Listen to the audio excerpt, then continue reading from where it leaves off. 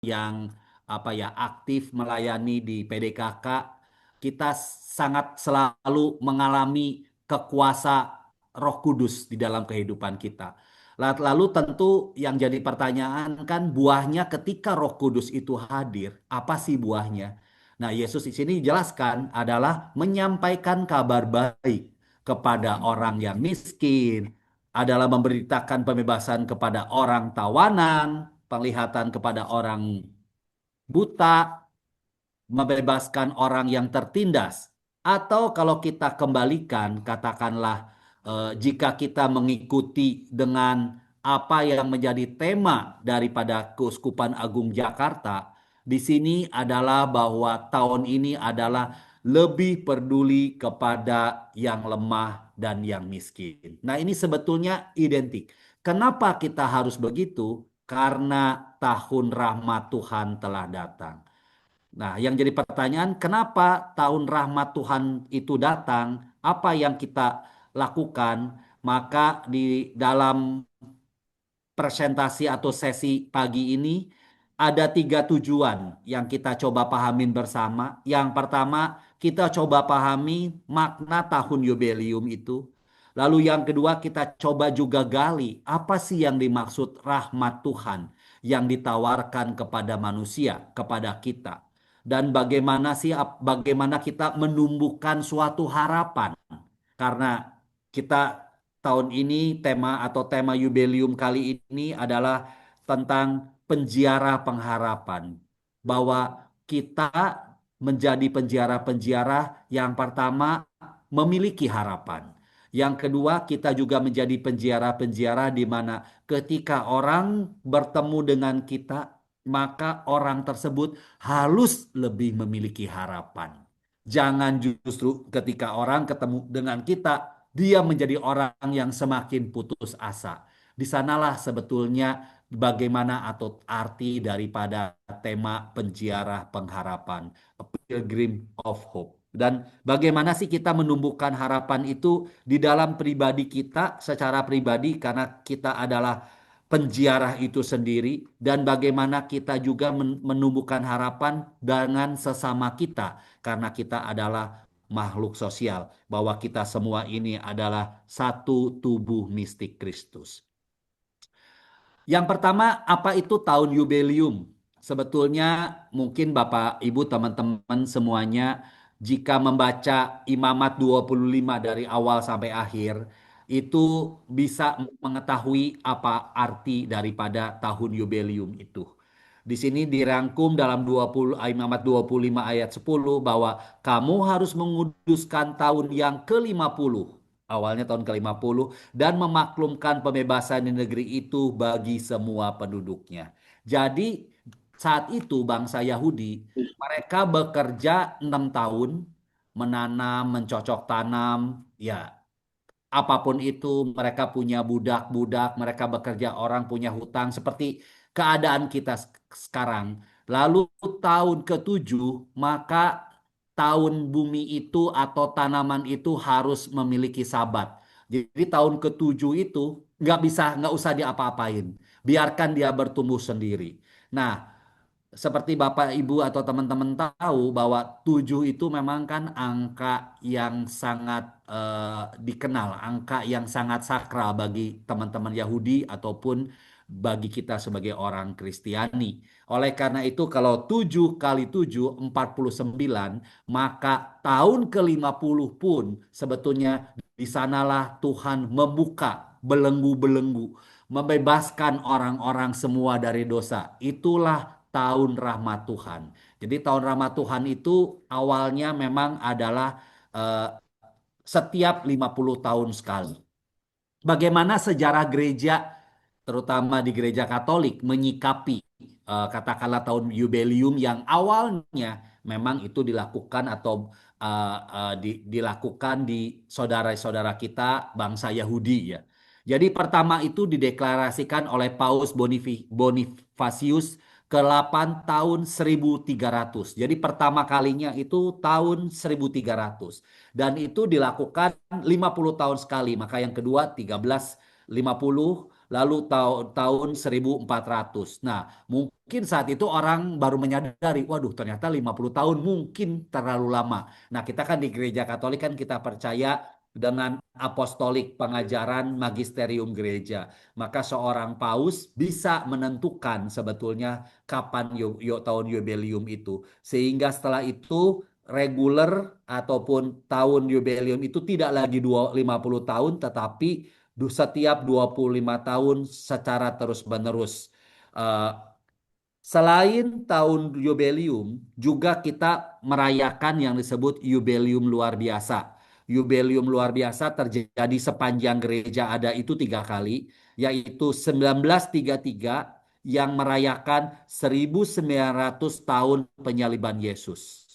Lalu 1983 saat itu zaman Paus Yohanes Paulus kedua, yaitu 1950 tahun penebusan Kristus temanya. Lalu tahun 2016 ketika Paus Fransiskus menjadi paus setahun atau 2 tahun kemudian itu adalah kita merayakan jubileum luar biasa tahun suci kerahiman ilahi. Nah, berarti kita predik nanti kita akan antisipasi 2033 karena itu adalah 2000 tahun, saya nggak tahu temanya apa, adalah tahun di mana Yesus berkarya di dunia ini. Maka kita nanti akan ada jubileum tahun 2033, which is 7 tahun lagi. Ya, kita berdoa semoga tahun itu benar-benar merupakan suatu tahun juga yang luar biasa yang kita rayakan sebagai tanda rahmat Tuhan yang hadir di dalam kehidupan kita. Tahun jubileum itu yang adalah tahun rahmat, jadi God grace. Tuhan memberikan kepada kita rahmatnya. Dan juga merupakan tahun pengampunan, di mana Tuhan mengampuni segala dosa-dosa kita, dan juga tahun harapan, di mana yang menggambarkan tema daripada jubileum tahun ini, yaitu penziarah pengharapan. Berbicara tentang pengharapan juga sama dengan lagu-lagu pujian yang tadi kita jelaskan. Ada satu santo atau santa yang berkata yang mungkin bisa kita apa ya gunakan sebagai inspirasi kehidupan kita. Setiap orang yang ketemu dengan kita sebagai orang Kristen, maka kita harus pastikan orang itu setelah ketemu dengan kita, dia menjadi lebih beriman, dia menjadi lebih memiliki pengharapan, dan dia harus lebih memiliki kasih. Itulah keutamaan teologi yang nanti akan kita bahas. Itu kita harus pastikan. Ketika kita melakukan itu, maka sebetulnya kita telah menerima rahmat Tuhan. Roh Tuhan ada padaku. Minggu lalu saya mengajar di Pulau Gebang. Lalu di saat break ada seorang ibu bercerita tentang masalah yang terjadi dengan kehidupannya. Di mana dia katakanlah udah lepas dengan suaminya pergi dengan perempuan yang lain. Eh, Dia merasa ada perubahan dari si anak itu. Eh, saya katakan ke ibu itu, ya, ibu jangan menyerah, apapun yang terjadi ya ibu selalu bangun sikap yang memang eh, memberikan harapan. Memang nggak mudah nih bagi seorang perempuan yang dikhianati oleh seorang lelaki ya.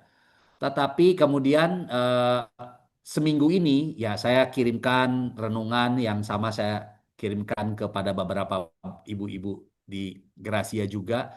Lalu setiap hari mendengarkan renungan, ibu itu ngerespon, aduh Pak, saya mulai mengerti sebetulnya apa yang Tuhan inginkan dari saya, apa yang Tuhan ajarkan kepada saya. Mungkin selama ini yang saya lakukan, yang saya pikirkan lebih atas apa yang membuat kedagingan saya ini, gitu. Bukan apa yang Tuhan inginkan. Ya, kita berdoa bersama-sama, semoga ibu tersebut juga bisa berekonsiliasi dengan suaminya, apalagi ini di tahun jubileum. Maka saya juga sama cerita kepada ibu, minta mohon Roh Kudus hadir supaya apa yang kita pikirkan, apa yang kita katakan, apa yang kita lakukan sesuai dengan apa yang Tuhan inginkan. Nah, itu kan sebetulnya sama seperti Bapak Ibu teman-teman termasuk saya kita mengikuti novena Roh Kudus. Selalu ada doa pertama, mohon karunia ya Tuhan, mohon roh hikmat.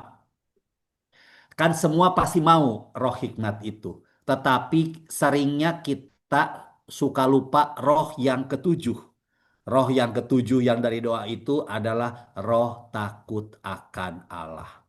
Ketika seseorang tidak takut akan Allah atau tidak bertakwa atau tidak taat kepada Allah atau tidak memiliki roh yang menyerahkan hidup kepada Allah, maka roh hikmat, roh kepekasaan, roh pengenalan akan Allah tidak akan bisa kita kenal. Karena kita awalnya udah anti dulu, kita udah ngelawan gitu. Makanya teman-teman, saudara-saudara sekalian, terutama kita yang memiliki anak-anak di rumah, selalu yang saya tawarkan kepada semua adalah ajarkan anak itu takut akan Tuhan. Nah, ini cuman harus diterjemahkan. Apa sih artinya takut akan Tuhan? Nanti coba saya buat, saya kirim ke Ibu Iriani, nanti Ibu bisa tolong bagikan ke teman-teman. Tak karena sebetulnya itulah yang merupakan pintu. Perlu ketaatan dari kita. Perlu kita mengikuti apa yang Tuhan mau supaya kita juga semakin lama dibentuk oleh Tuhan untuk mengikuti apa yang Tuhan mau, yang walaupun dipikir secara hati, bukan hati lah, secara kedagingan kita susah untuk kita terima. Tapi misteri God grace rahmat Tuhan itu di sana. Coba kita surrender, berikan diri kita kepada Tuhan seperti Santa Teresa dari kanak-kanak Yesus atau seperti yang disebutkan dalam Matius 5 khotbah di bukit yang pernah saya bagikan juga di teman-teman Gracia, berbahagialah orang yang miskin di hadapan Allah sebab dia empunya kerajaan surga. Nah, mungkin itu yang bisa menjadi dasar dalam kita ataupun prequel lah, atau prasyarat ketika kita mau menjalankan atau memasuki tahun jubileum yang sudah kita lewatin bersama eh, selama 6 bulan ini. Apa sih dasar biblisnya? Seperti tadi saya bagikan ada di dalam Imamat 25. Nanti Ibu Bapak bisa sama-sama juga sharing, baca tentang Imamat 25 tentang tahun Yobelium. Tapi secara rangkuman tahun Yobel dalam perjanjian lama itu merupakan tahun khusus di mana budak itu harus dibebaskan. Dia sudah cukup lama. Dia saatnya harus bisa membangun dirinya, membangun kehidupannya sendiri. Jadi di sini itu budak dibebaskan bisa dalam arti yang sebenarnya budak itu dibebaskan, ataupun juga dalam arti kata apabila kita masih diperbudak oleh dosa. Dosa-dosa kebiasaan kita yang kita bawa dari Mesir istilahnya kan, karena kita ini kan perjalanan hidup kita adalah seperti bangsa Israel yang keluar dari tanah Mesir menuju tanah terjanji. Jadi budak-budak dosa kita pun kita juga dibebaskan oleh Tuhan kalau kita pakai analogi yang sama. Yang kedua, tanah yang dijual dikembalikan kepada pemilik asal. Jadi di sana tuh tanah di dalam imamat disebutkan itu adalah sebenarnya milik Allah. Jadi sifatnya itu adalah dipinjamkan ke orang-orang. Nah, kalau orang perlu uang, tanahnya yang lama itu bisa dipinjemin, dijaminin, ya udah dia pakai. Nah, pada saat hari tertentu tahun 50 orang itu nggak bisa menyelesaikan, maka jaminan itu dia harus balikin sehingga tanah itu bisa dikembalikan kepada pemilik asalnya. Mungkin kalau yang ini tanah-tanah kita ini kita nggak bisa yang udah dibeli kita balikin ya Bapak Ibu yang tahun ini yang kita kita sekarang. Berikut yang ketiga adalah utang yang dihapus.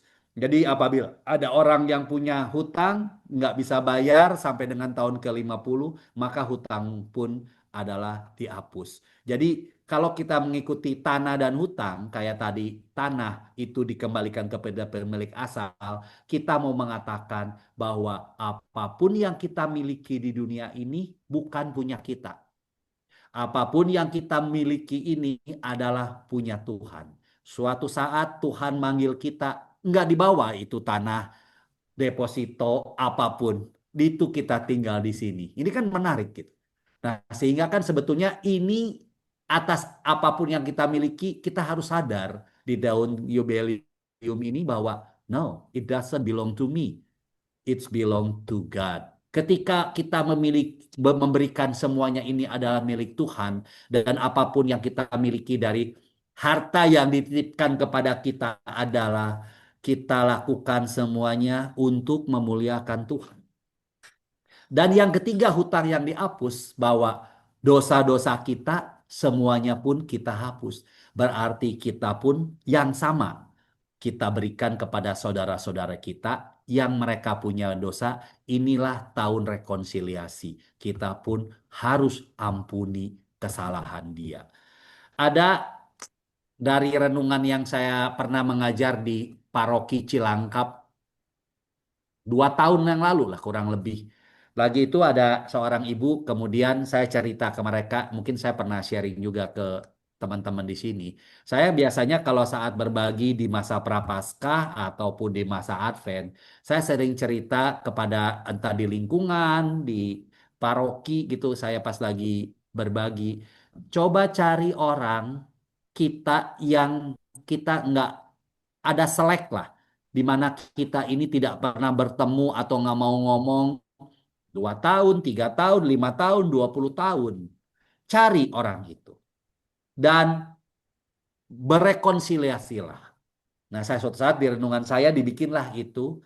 Terus few weeks later, teman saya yang di Cilangkap dia kirim ke saya, "Oh, Pak Dik, ini ada yang ngerespon nih dari renungan Bapak." Ternyata seorang ibu itu dia punya kasus di mana dia memang nggak berbicara sama orang. Akhirnya dia berdoa dan dia berani untuk approach, untuk mendekati orang tersebut, untuk mau berbicara sama orang tersebut. Lalu sampai suatu saat mereka janjian ketemu. Seorang ibu ini adalah dia tukang bikin kue gitu. Lalu ibu itu cerita dia akan membawa yang terbaik yang bisa dia berikan buat temennya itu yang sudah lama dia nggak ketemu. Jadi dia bikin dari terigu yang baik, dia bikin dari telur yang baik, dia mungkin kocoknya dengan penuh dengan cinta lah. Kemudian dia ketemu, dia keringkan kue itu. Lalu si ibu itu tulis, sepanjang hidup saya yang lebih dari 50 tahun, inilah momen yang paling berbahagia buat hidup saya ketika saya bisa ngobrol kembali dengan teman saya yang udah puluhan tahun tidak berbicara karena mungkin masalah ego, masalah saat itu kita kurang dewasa atau saat itu kita belum kenal Tuhan. Nah, jadi utang dihapus adalah seperti doa Bapa kami, ampunilah kesalahan kami, seperti kami pun mengampuni yang bersalah kepada kami. Inilah saat yang tepat, teman-teman. Cari siapa yang bisa kita ajakin ngomong, yang sudah lama tidak kita berbicara, yang kita mungkin ribut, ya kita yang harus duluan.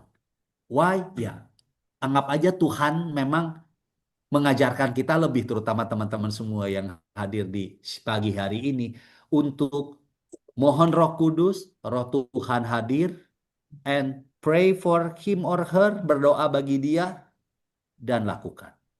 Dan sharingkan ke teman-teman di sini apa yang Bapak Ibu telah alami setelah bertemu dengan orang tersebut.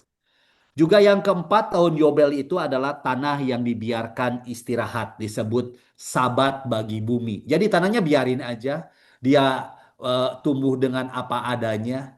eh, saat itu orang mau ngambil ya silahkan diambil dan lain sebagainya. Jadi ini sebetulnya tema daripada tahun Yubelium adalah menunjukkan suatu pemulihan keadilan sosial dan juga pemulihan martabat manusia.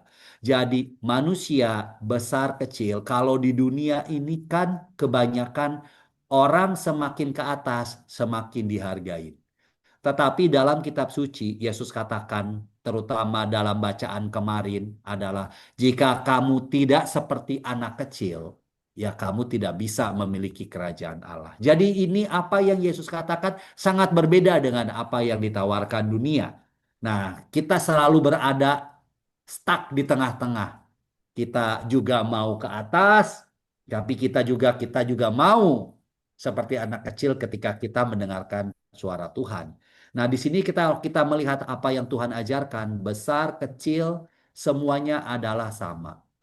Saya boleh kasih sharing, mungkin Bapak Ibu atau teman-teman ketika ada waktu cari eh, videonya ketika Mother Teresa mendapatkan hadiah Nobel. Itu salah satu video yang menginspirasi saya. Eh, jadi Mother Teresa mengatakan, eh, di suatu saat, kata Mother Teresa, Tuhan berkata di dalam speech-nya itu ya, berbahagialah orang yang suci hatinya. Suci hatinya ya teman-teman, diingetin ya. Sebab ia akan melihat Allah. Jadi seseorang bisa melihat Allah jika dia suci hatinya. Lalu dia katakan Mother Teresa, lalu siapakah Allah itu? Mother Teresa katakan seperti itu.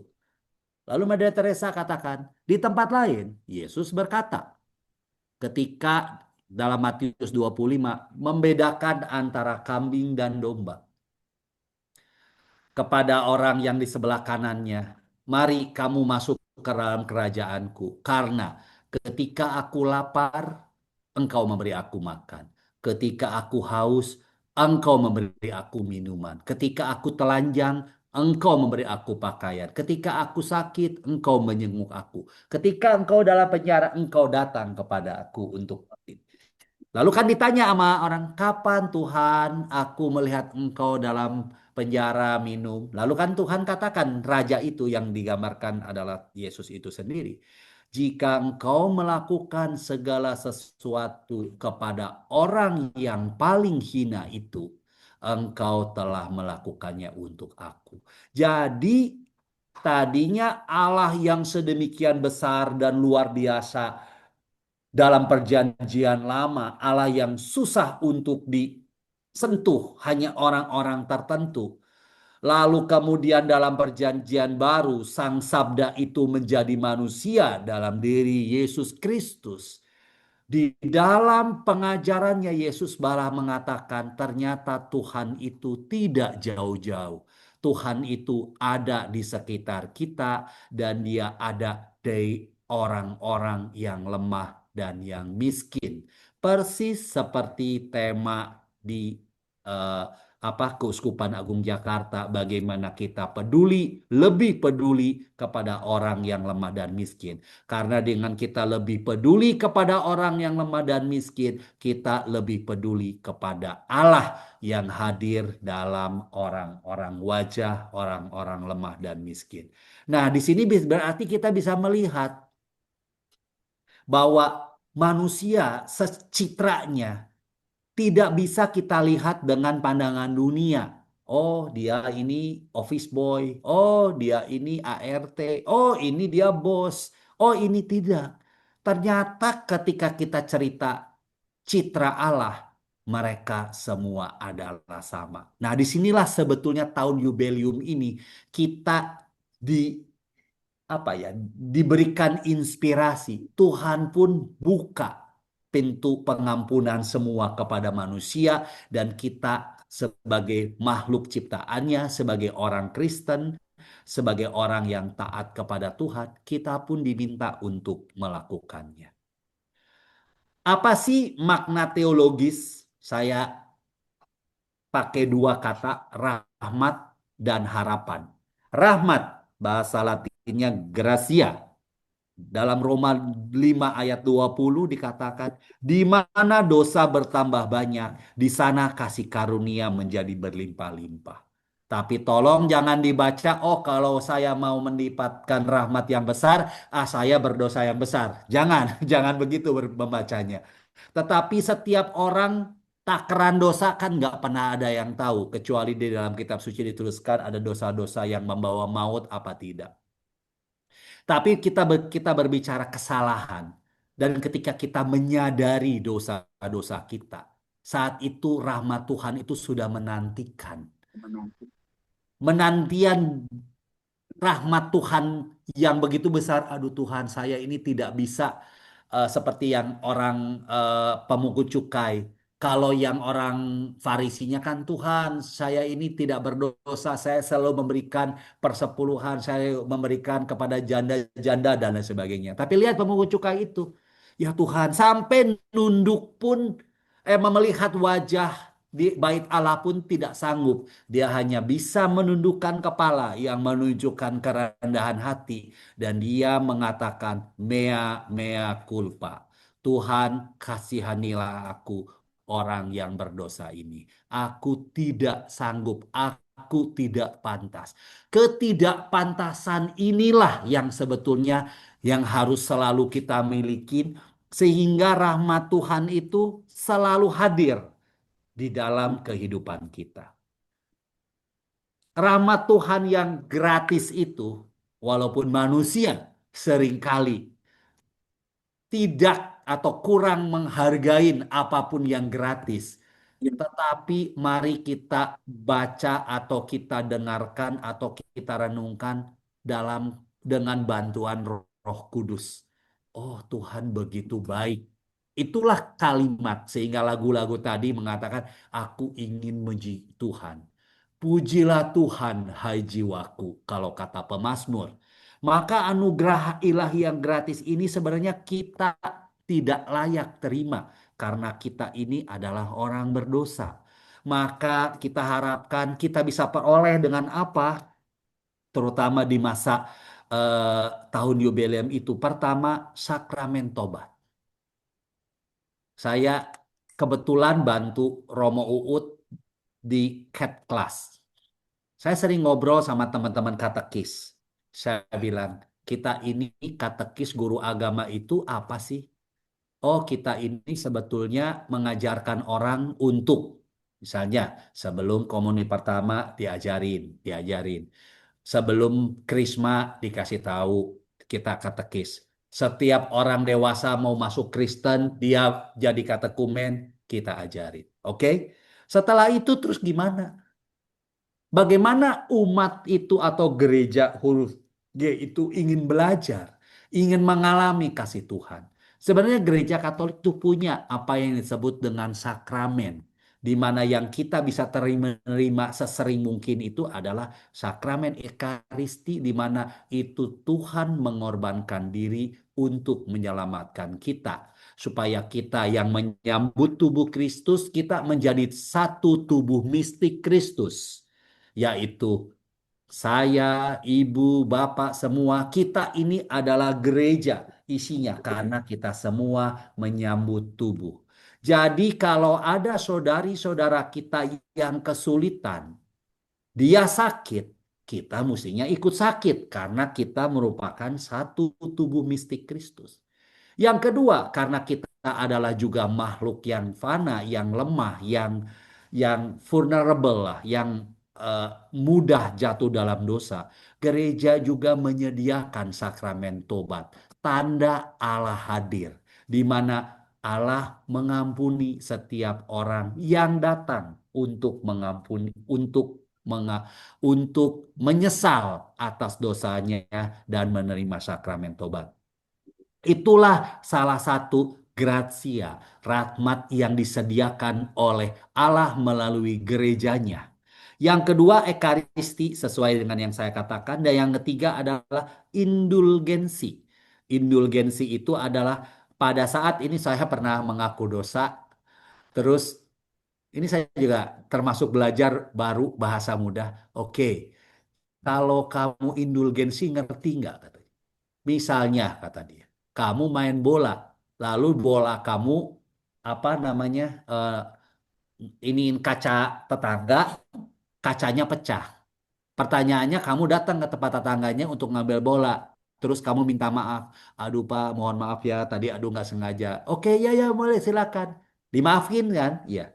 Tapi pertanyaannya kaca itu kan masih pecah gitu. Nah, kaca pecah itu sebetulnya memerlukan apa ya namanya? Penintensi gitu. Ada sesuatu yang harus kita bayar. Dimaafkan tetapi harus kita bayar. Pak, itu ada dua disebutnya temporal sama yang tidak temporal. Yang definite kalau finite udah pasti masuk neraka. Yang temporal tadi itu kalau orang Katolik percaya indulgensi sebagian kita akan bayar melalui api penyucian. Tetapi juga bisa indulgensi itu kita lakukan di dunia ini. Inilah yang terjadi di tahun Yubelium itu, yaitu penghapusan hukuman temporal akibat dosa-dosa kita. Yang kedua adalah harapan. Bahasa Latinnya adalah spes. Dalam harapan kita diselamatkan. Karena kita melihat bahwa kita percaya, kita memiliki iman, tapi kita memiliki harapan akan Tuhan Yesus. Jadi salah satu dari tiga kebajikan teologal yang tadi saya katakan iman, harapan, Kristiani, iman, harapan, dan kasih, maka harapan Kristiani bukan sekedar optimisme, tetapi keyakinan. Berarti harus ada iman. Makanya itu jadi satu, bahwa Allah setia kepada janji-janjinya. Tahun Yubelium sebagai tahun rahmat ada tiga. Yang pertama elemen spiritual tahun Yubelium. Yang pertama adalah pembukaan Porta Sancta, yaitu merupakan simbol. Ini Katolik, Ortodok itu banyak simbol-simbol dan ikon-ikon. Kita juga sama. Dibuka oleh Paus Fransiskus 26 Desember 2024. Pembukaan menandakan simbol menuju keselamatan. Udah dibuka tahun itu. Inilah kesempatan terbaik bagi kita semua orang-orang Katolik. Yang kedua juga adalah tahap pengampunan utuh, yaitu melalui indulgensi penuh, di mana teman-teman udah dapat juga kan dari KAJ apa-apa aja yang harus dilakukan pada saat kita salah satunya Porta Santa, doa dan lain sebagainya. Terus kemudian kesempatan bertobat dan memperbaharui hidup. Dengan segala kekurangannya kita makhluk yang lemah. Ini ada momen, ini ada kesempatan di mana Tuhan memberikan kepada kita. Jadi ini adalah suatu kabar baik yang harus kita manfaatkan. Ini adalah kesempatan kita untuk berbalik. Inilah saat ketika si bungsu itu perutnya lapar dan dia ngelihat karyawan bapaknya hidupnya lebih enak daripada dia. Sehingga dia dalam hatinya mengatakan, aku akan pulang ke rumah bapak. Itu kalau saya sharing ke semua, inilah saat yang tepat. Yuk kita balik. Yuk kita bertobat. Yuk kita selesaikan apa yang selama ini kita belum selesaikan. Dan mohon rahmat Tuhan untuk bisa melakukannya. Dan kita perbaharui hidup-hidup kita. Apa yang tadinya tidak baik di mata Tuhan, kita tinggalkan. Kita coba lakukanlah dengan bantuan roh Tuhan tadi, roh kudus tadi, untuk kita memperbaharui hidup. Indulgensi penuh bisa kita peroleh, teman-teman bisa dapat juga dari KAJ, itu kan, pengakuan dosa. Saya mungkin ya 2 tahun inilah sedang menginikan ke diri sendiri, saya mengaku dosa 1 bulan 1 kali few days setelah Jumat pertama. Bagaimana rasanya? Semakin sering mengaku dosa, semakin tantangan, godaan itu semakin ada. Tetapi seperti yang saya pernah baca di satu Romo yang apa ya, homili lah, satu Romo mengatakan dia pada saat sulit adalah ketika dosa dia terus menghantui dia sampai dia jadi diakon katanya. Dan ketika dia sudah ditahbiskan jadi imam, the devil's gone, kata dia. Nah, ini kita harus percaya. Di proses itu kita harus menyerahkan kepada Tuhan apapun dosa kita. Lalu kita menerima komuni kudus, doa intensi paus yang setiap bulan, di mana tahun bulan ini kita bercerita tentang diskresi, di mana kita selalu berada di dalam perempatan, mana yang saya pilih, kemauan daging ataukah kemauan Tuhan. Mohon doa itu, doa intensi paus di bulan Juli, dan beserta doa Bapa kami, kemudian Salam Maria 3 kali dan kemuliaan. Nggak apa-apa kalau Bapak Ibu ke MKK terus pintunya katakanlah ada lewat pintu. Kalau saya kan sering misa harian di Teresia. Di Teresia itu pintu Porta Santanya yang ke Bunda Maria.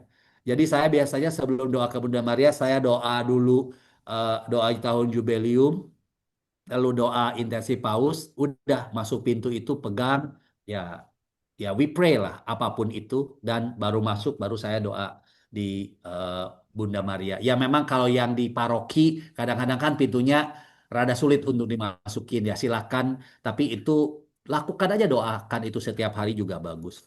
Lalu penziarah ke tempat suci sesuai dengan arahan dari Bapak Suci dan juga Bapak Kardinal, pergi ke 9 gereja, pergi ke 9 tempat. Silakan, ada yang perginya 2 kali, 3 kali. The more kita lakukan, semakin kita ingin mengilhami atau ingin mendapatkan inspirasi dari tahun jubileum itu.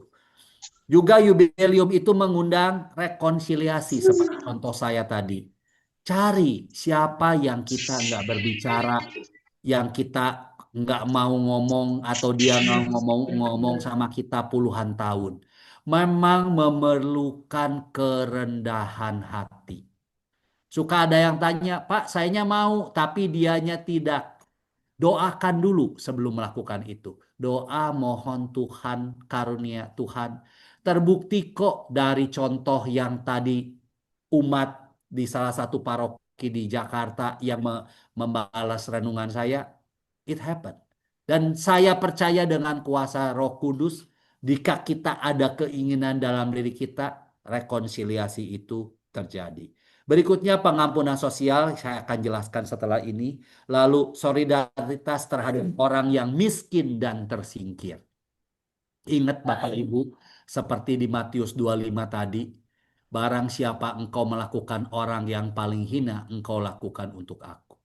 Kalau dunia sering memperlakukan orang yang di bawah itu seperti budak dalam tanda kutip, kita sebagai orang Kristen justru kebalik. Kita harus hati-hati memperlakukan mereka. Janganlah, atau positifnya, kita harus pastikan mereka mendoakan kita yang baik. Kalau saya lari maraton kan saya selalu raise fund. Saya raise fundnya kan salah satu, saya selalu bikin paket Bapak Ibu, beli di Alfamart paket 150.000, lalu saya ke jalan saya bagiin ke orang-orang yang dorong gerobak.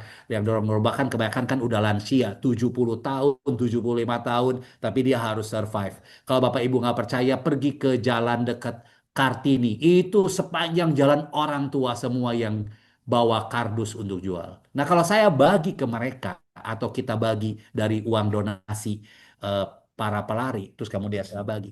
Itu doanya itu saya hanya menjawab amin. Doa orang yang tertindas itu didengarkan Tuhan. Jadi alangkah baiknya dia mendoakan kita yang baik. Janganlah dia mengadu kepada Tuhan atas perilaku kita. Itu yang sangat serem. Karena doa itu pasti, atau teriakan itu didengarkan Tuhan. Kan ada kalau di Mazmur, doa akan orang benar akan didengar Tuhan. Tapi juga ada doa orang tertindas pasti didengarin Tuhan. Makanya kita harus solider. Kalau kita orang Katolik apalagi, karena mereka juga adalah satu tubuh mistik Kristus dengan kita. Kita harus solider dengan yang lain karena mereka juga adalah secitra dengan Allah. Pengampunan sosial saya agak sedikit eh, breakdown. Jadi apa sih namanya pengampunan sosial dalam gereja Katolik? Jadi yang pertama adalah pembebasan dari penindasan. Jadi kalau bagaimana kita mendorong umat untuk membebaskan sesama dari struktur yang menindas, kemiskinan sistemik, kita bantu. Kalau ada orang nggak bisa sekolah, kita bisa punya uang, rejeki yang bisa nyokolahin dia, bantu. Makanya ada ASAK dan lain sebagainya. Diskriminasi, beda ras, beda agama, kita dijolimi itu udah bagian dari kehidupan orang Kristen. Jika engkau dipersekusi atas nama aku, bersukacitalah karena aku juga dan para nabi sebelumnya juga udah begitu. Jadi itu, tapi kita jangan melakukan diskriminasi ataupun eksploitasi tenaga kerja. Ini juga tantangan bagi semua, termasuk saya. Kebetulan saya ketua RT. Bagaimana sih kita bayar satpam yang jaga di rumah ini UMR? Ini saya selalu merasa ada yang belum selesai. Kita masih bayar udah seperti ini cukup. Silakan kamu ntar setiap kali mobil jalan kamu dapat tip. Tapi bagaimana? Karena mereka juga harus hidup. Memang ini tugas negara, tetapi kita sebagai orang kita ini kan 100% Katolik, 100% Indonesia. Bagaimana kita memberi membebaskan mereka dari penindasan? Syukur-syukur jangan menindas, apalagi ya Bapak Ibu. Tapi kita bantu mereka untuk melakukan pembebasan. Ini mungkin boleh saya sharing juga di lingkungan kami, saya juga pernah ceritakan, kami selalu memberikan beras 20 kilo kepada satpam kami udah tahun ketujuh. Lingkungan kami dulu namanya Lukas, sekarang namanya Agustinus, sehingga kita ada Agustinus peduli beras. Sampai tahun ketujuh kita selalu berikan untuk 25 orang termasuk orang yang mengambil sampah. Nah, itu menunjukkan mereka kalau ketemu mereka tahu bahwa beras itu mereka dapat dari umat orang Kristen. Nah, kita harus bantu dalam segala skala secara terus-menerus. Kasih itu jangan event. Saya mau kasih ketika saya ulang tahun perkawinan ke-25 atau ulang tahun saya ke-17 atau anak saya lahir ke-7. Jangan, tetapi bagaimana kasih itu terus mengalir. Mengalir seperti ya matahari yang selalu Tuhan berikan kepada orang yang baik dan orang yang benar. Rekonsiliasi sosial mengupayakan perdamaian antara kelompok yang berseteru etnis, kelas sosial dan kelompok politik. Jika teman-teman saya yang kebetulan saya jadi ketua RT di mana kita semua kan agamanya beda-beda yang di RT ini ya, bagaimana sih kita menunjukkan wajah Yesus buat mereka? Restitusi dan keadilan sosial, mengembalikan apa yang bukan milik kita, membela hak-hak mereka yang tertindas dan memperbaiki ketimpangan sosial. Saya sering mengusulkan, tapi sering dimarahin sama ibu-ibu. Saya sering cerita juga sama istri saya. Mustinya hari Minggu ART itu harus berhenti bekerja. Biarkan dia juga memiliki sabat. Dan terjadi di negara-negara maju seperti Singapura, Hong Kong, ART-nya mereka ya stop. Kalau misalnya kita oke lah jangan keluar karena takut mereka pacaran. Minimal jangan kasih mereka kerja. Selesai sampai Sabtu udah, hari Minggu udah nggak usah kerja, biar kerja lagi hari Senin. Jadi mereka juga benar-benar kita perlakukan sebagai kita pun juga hari Minggu kan tidak kerja adalah hari Tuhan. Dan D, pemberdayaan yang miskin dan terpinggirkan, bagaimana menjadikan tahun jubileum itu sebagai saat untuk mengangkat yang hina dan membuka peluang hidup yang layak bagi semua orang. Kalau teman-teman, ibu, bapak, saya semua memiliki dikasih Tuhan berkat, punya pabrik, punya perusahaan. Kalau ada orang yang memang dia perlu bantuan untuk bekerja, apalagi susah, ya kasihlah mereka pekerjaan. Tapi jangan hanya selesai sampai kasih mereka pekerjaan, tapi kita didik mereka untuk bisa benar-benar sukses dan bisa menjadi orang, supaya suatu saat dia pun bisa katakanlah menjadi apa ya eh, independen, menjadi punya menentukan hidupnya sendiri. Jadi apa sih harapan Kristiani di dunia modern? Tantangan dunia sekarang pertama krisis iman. Makanya kita harus berdoa kepada Tuhan agar mengirimkan pekerja. kadang karena ladang gandumnya sudah banyak. Teman-teman di PDKK eh, yang dipenuhi Roh Kudus, saatnya setelah selesai PDKK, kita ini memang dipanggil untuk evangelisasi. Kita dipanggil untuk menjadi garam dan terang dunia. Tunjukkan di dalam setiap kehidupan kita itu, setiap orang itu ngalamin kasih Tuhan. Ketika dia ngalamin baik itu di keluarga maupun di luar, maka ketika orang mengatakan saya tidak percaya dengan Tuhan. Kenapa? Jangankan Tuhan, sekarang orang-orang yang bantu saya pun bukan orang Katolik. Saya satu ada tunanetra. Satu lagi, pokoknya dua ini tunadaksa lah prinsipnya. Sering orang sama saya, aduh Pak Dik ini gimana? Kalau di gereja Protestan ada ini, kenapa di Katolik nggak ada ini? Terus aja ngomel. Saya jadi Tuhan ini ada atau nggak ada? Sebenarnya apa ya? Ocehan itu walaupun menunjukkan frustasi, ya kita sebagai orang ini kan benar gitu. Ya benar. Mestinya kan kita harus bantu dia. Mestinya gereja hadir gitu. Bukan gereja itu kita serahkan kepada para imam ya, tapi kita sebuah bagian dari gereja supaya iman dia juga tidak tererosi, tidak terdistorsi karena dia tidak mengalami kasih Tuhan. Iman itu di zaman modern menurut saya adalah ketika orang itu mengalami kasih Tuhan secara pribadi. Entah benar-benar Tuhan berikan atau membuat roh yang ditiupkan ke dalam dirinya jadi ada kemudian dia memiliki kesadaran ataukah kasih itu dia alami dari kasih yang kita berikan teman-teman. Itulah yang sebetulnya tantangan yang sebetulnya kita harus respon. Kita nggak bisa jadi orang Katolik yang diam.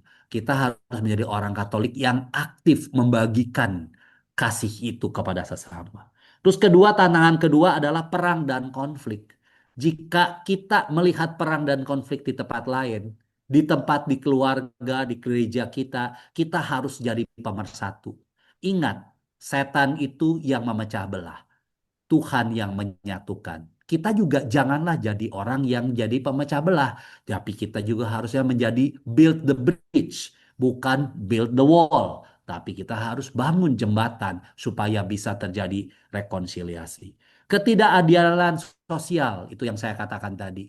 ART istirahat hari Minggu, kemudian eh, berikan kepada orang kalau Bapak Ibu jadi bos, janganlah kasih gaji di bawah UMR, itu juga jangan. Tapi alamin kasih Tuhan itu melalui kita gitu. Lalu ketakutan akan masa depan, iklim, AI, krisis ekonomi. Di kebetulan saya memang dampingin apa ya, temennya anak-anak saya yang balik Indonesia ataupun yang di mana yang ya, saya coba memberikan inspirasi lah atau motivasi ke mereka tentang masa depan. Yang pertama selalu saya ajarkan ke mereka, satu, you have to have faith. Dua, fear of God. Setelah itu, ya udah, you do the best. Saya ajarin apa-apa-apa. Ya, mudah-mudahan mereka tahu bahwa di dalam kehidupannya apapun yang mereka alamin seperti yang lagu tadi, itu bagian daripada Tuhan ngebentuk kita dan kita percaya Tuhan yang adalah sang pemberi harapan kita akan berikan. Santo Agustinus mengatakan iman itu adalah percaya akan sesuatu yang tidak terjadi, yang belum terjadi, ya ataupun tidak terlihat dan Tuhan akan mengganjar kepada kita sesuatu yang tidak terlihat itu menjadi kenyataan. That's faith. Nah, itu yang sebetulnya kita harus miliki gitu. Bagaimana caranya saya iman saya masih gagap berdoa kepada Tuhan. Tuhan tambahkanlah iman saya. Dapetin itu dan Tuhan akan berikan melalui pengalaman-pengalaman hidup kita semuanya. Ada seorang ibu eh, yang sedang apa ya, kesusahan juga sekarang. Saya bilang eh, you have to have faith. Kamu harus punya. Memang nggak mudah. Semua orang pernah ngalamin itu. Cuman ya bagaimana kita menjalani dan percaya. dan dia alami dan dia harus bersyukur dari setiap pengalaman iman yang dia peroleh gitu. Kadang-kadang manusia minta 10, dijawab 3, 7 tidak dijawab, tiganya dilupain, 7-nya yang diingat. Jadi yang diingat itu adalah permintaan yang nggak dijawab, bukan yang telah dijawabnya. Karena sebetulnya justru kalau saya punya 10 doa, 3 dijawab, 7 nggak dijawab. 3 ini membangun iman saya supaya bertumbuh dan saya percaya atas apapun yang saya minta Tuhan pasti berikan karena saya udah mendapatkan pengalaman iman itu gitu. Nah, ini mungkin teman-teman semua termasuk saya yang kita selalu diingatkan. Apa sih jawaban gereja? Itu yang saya katakan tadi. Jangan takut. Kristus hidup dan menyertai gerejanya yaitu kita semua. Don't be afraid. Jangan pernah takut. Ini adalah tentang iman. Seseorang yang khawatir, seseorang yang takut memang memerlukan doa-doa kita supaya imannya bisa menjadi tumbuh. Tahun Yubelium adalah memang momen untuk memperkuat harapan rohani. Nggak apa kita ada beberapa di gereja paroki saya ngajak teman-teman Protestan datang. Di perjalanan saking asiknya mereka mendapatkan pengalaman iman. Dia bilang, Romo boleh nggak ya saya dibaptis sekarang?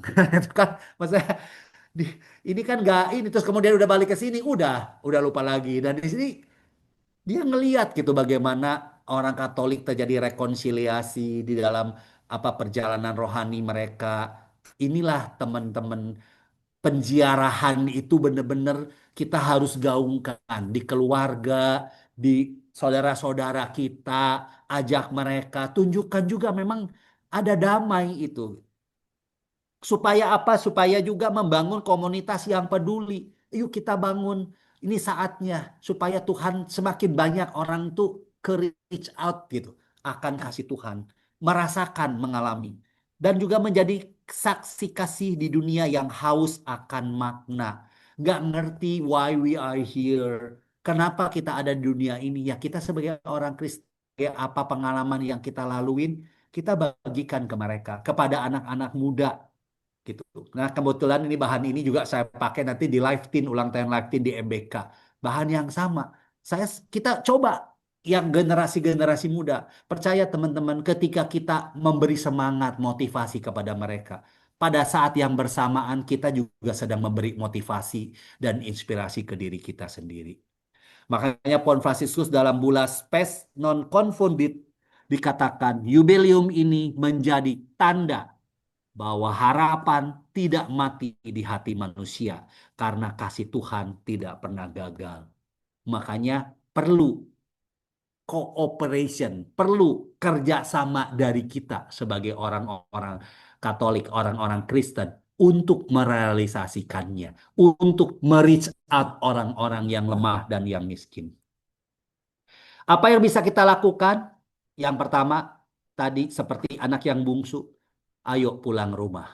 Bertobat dan kembali kepada sakramen. Terima sakramen. Bisa misa harian, puji Tuhan. Lakukan sakramen tobat. Lakukan sakramen tobat setiap hari. Saya baru kembali dari US, itu orang yang pengakuan dosa di sana itu lebih rame daripada kita. Saya juga bingung. Orang ngantri ngaku dosa. Kenapa di sini kayak sulit atau nggak tahu itu yang tapi ya teman-teman carilah di paroki masing-masing. Mestinya kan kalau Karmelit selalu rajin untuk orang kembali kepada Tuhan dengan membuka sakramen pengakuan dosa 30 menit sebelum misa. Berdoa dan mendoakan gereja. Gereja ini adalah gereja yang sedang menziarah, teman-teman. Jadi kita harus saling mendoakan. Kita harus mendoakan paus, romo-romo kita. Saya sekarang belajar, kapan sih mau doakan romo? Ketika romo misalnya doa penutup, terus semoga Tuhan diberkati, pergilah misa sudah selesai. Romonya kan cium cium itu meja ya Bapak Ibu teman-teman. Itu doain. Kalau dari saya misalnya Romodanto, Tuhan semoga Tuhan berkati pelayanan Romodanto supaya Romodanto tetap setia melayani dengan kerendahan hati, seperti itu. Udah selesai. Itu udah doain kita gitu. Udah doain Romo. Romonya udah kasih berkat. Kan jalan kaki perlu 10-15 detik. Kita doakan aja. Bayangkan kalau misalnya 1.000 umat doain. Mestinya gereja kita akan semakin menjadi garam dan terang dan dunia. Melakukan karya belas kasih. Bantu yang lapar, miskin, dan tersingkir. Sesuailah dengan KAJ. Lebih peduli. Kalau udah peduli, coba lebih. Kalau Bapak Ibu punya anak asuh 10, coba kali ini bantu 20. Kalau Bapak Ibu udah punya 20, coba bantu 22. Kalau Bapak Ibu udah punya anak angkat 10, coba jadi 12. Kenapa? Karena love, karena kita mau bagi kasih itu kepada mereka gitu. Karena mereka benar-benar haus gitu. Mereka haus akan kasih sebetulnya itu. Itu yang Mother Teresa katakan. Mereka tidak hanya hungry for the food. Tidak hanya mereka they need apa clothes untuk ketelanjangan dia gitu. Tetapi mereka itu sebenarnya haus akan kasih. Itu yang sebetulnya kita harus berikan.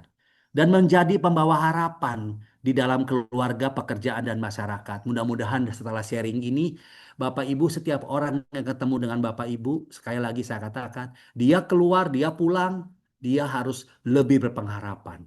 Dia harus lebih beriman. Dia harus lebih memiliki kasih. Itulah kita kemudian menjadi penjiarah pengharapan dan juga menghidupi pengampunan. Berdamailah dengan sesama. Inilah saat yang tepat.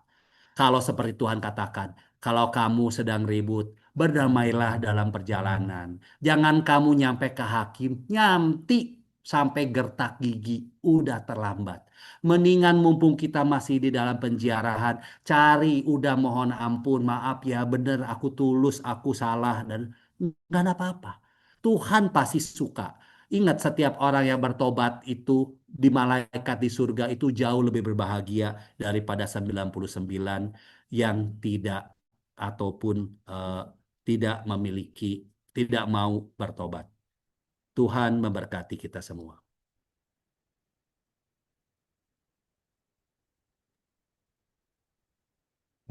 Terima kasih banyak Pak Didik untuk Ya, pengajarannya yang luar biasa tentang tahun tahun jubileum ya tahun Rahma. Semoga bisa mencerahkan dan menguatkan kami semua yang ada di sini. Baik, Bapak Ibu, sahabat Gracia, sebentar lagi kita akan masuk dalam sesi tanya jawab. Tetapi caranya dan berikan senyum terbaik. Untuk petugas dokumentasi dipersilakan.